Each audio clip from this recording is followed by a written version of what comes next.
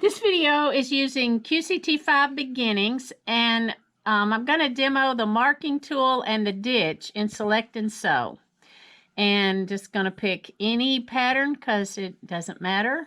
And for now, I'm going to move the needle up here and touch that top left corner, and that just moves that out of the way. So we're going to go into the toolbox and select marking tool. And you'll see a number 1 in blue there, and that will be the first set of markings. So wherever I move the needle to and touch add, that's where points will be added. So I'm going to show outlining this. I'm going to be going very quick, so I'm not going to be doing a neat job, but I'm moving the needle there, and I'll touch add, and you'll see a little tiny point there. And then as I move the needle around, I keep touching add, touch it again.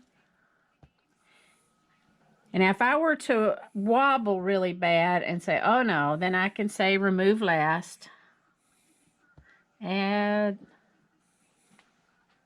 add.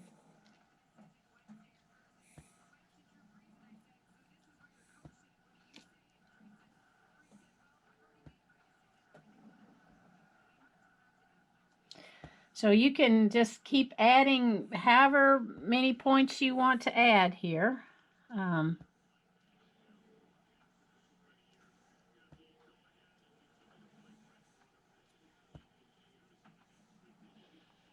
Okay, we'll stop there because you get the idea. And now if I wanted to add a second set of markings, then I could say add marking. I can touch out a name for it, or just say to, whatever to identify, and say enter. And so now if I were to say, maybe I want to outline this star, I can say add, add, add. I'm going to be real sloppy. Add, add. I'm not really outlining it, just trying to be quick for the sake of this demo.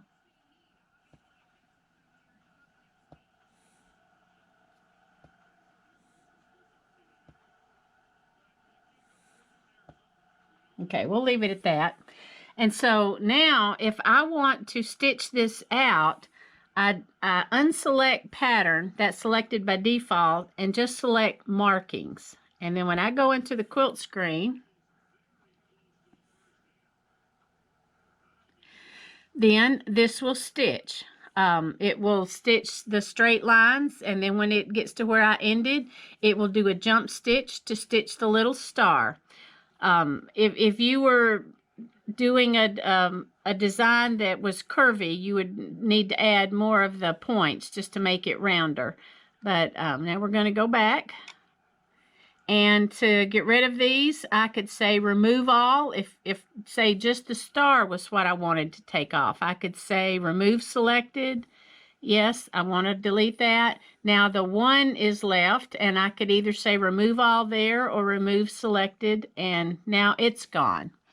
Okay, so we still have the ditch. I'm going to unselect the markings and do the ditch. We still have the ditch line. And if I were to place this design, I'm just gonna pick a spot right there and touch there and touch there and touch there. It's looking pretty wonky until you get it all placed. Oh, I must have touched the wrong thing. That must be where that one goes. And oh, you know what? Let me just, let's see, let's do placements. Let's do a reset. Let's make this easier. Okay, we'll do that, that. Whatever the needle is over when I touch that gray circle and it turns green, that's what sets it. Okay, so now if I select these little icons saying to get smaller, there's a little tiny gray line that stays attached, you might say, to the corners. And so if I wanted to stitch the ditch so that it was not attached to this, then I can go ahead and stitch that ditch right now. So I could say quilt.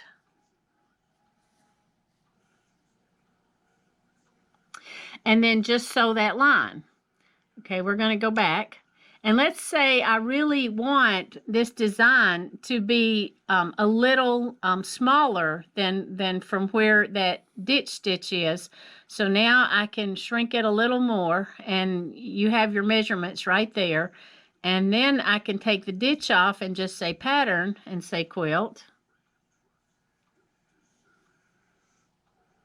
And now that block design is going to quilt with a little within that ditch stitch that we just stitched. So go back.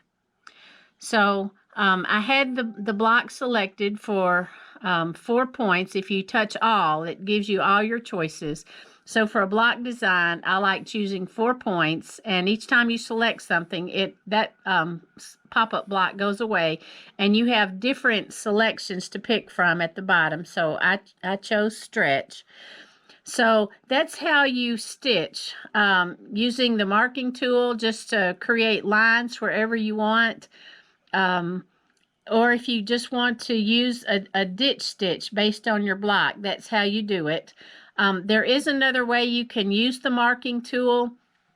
So we can pretend that maybe in this block right here, I don't want, for some reason, I don't want this part of the block to stitch. Then I could use that marking tool. I could say add, and add, and add. So for some reason, this is an area that I don't want the block to stitch in. I need to reset my block, so I'll do that. And then I can go into placements, and these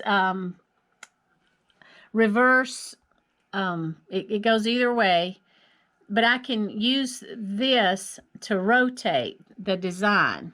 Let's see, let me do this.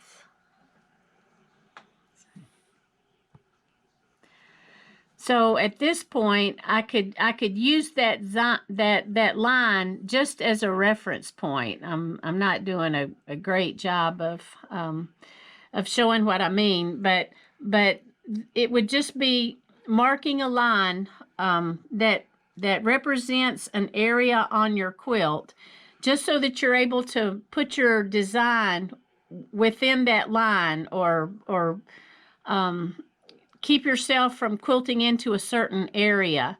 And then when you go to quilt, you just don't select ditch or markings, just have pattern. And then that's going to quilt exactly where you placed it, avoiding the area that you didn't want it to stitch in. So I hope this has been helpful.